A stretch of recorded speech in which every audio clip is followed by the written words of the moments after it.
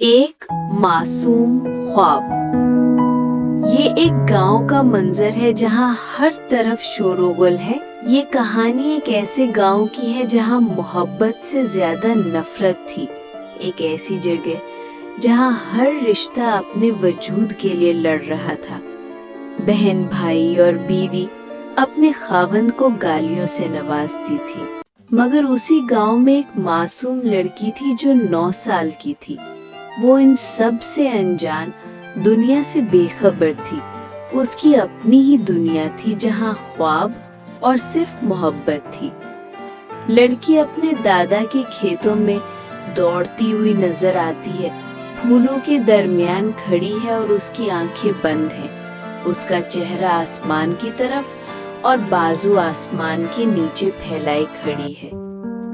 ہر رات وہ اپنے دادا کے کھیتوں میں جگنوں کو پکڑتی ہے اور ہر صبح اپنے دادا کے کھیتوں میں گزارتی ہے، جہاں پھولوں کی خوشبو اور ہوا کی سرسراہٹ اسے اپنی دنیا میں لے جاتی ہے۔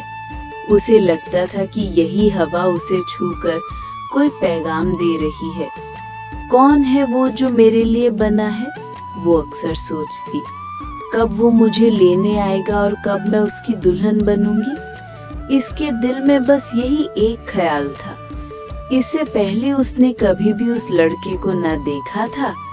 آخرکار ڈھول کی آواز آتی ہے اور ڈھول بجانے والے مرد اور بنجارن عورتیں اس گاؤں میں داخل ہوتی ہیں۔ میں بھی ان کے ساتھ اندر چلی گئی۔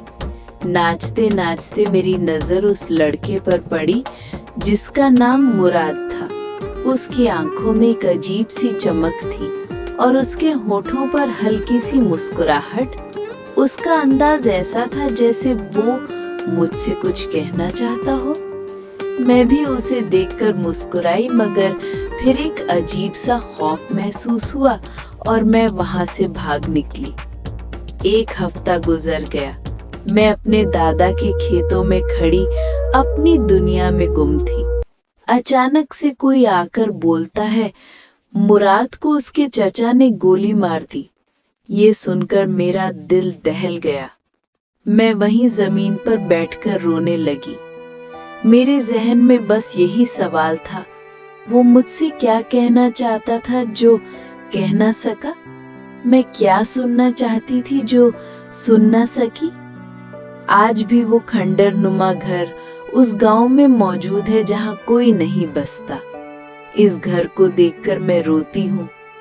آج بھی جب وہ لمحہ یاد آتا ہے، دل میں ایک درد سا اٹھتا ہے۔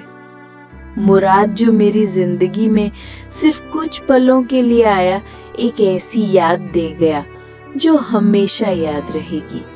اس معصوم لڑکی کا خواب ادھورا رہ گیا، لیکن اس کی یادیں اسے ہر پل یاد دلاتی ہیں کہ کچھ کہانیاں صرف خوابوں میں ہی مکمل ہوتی ہیں۔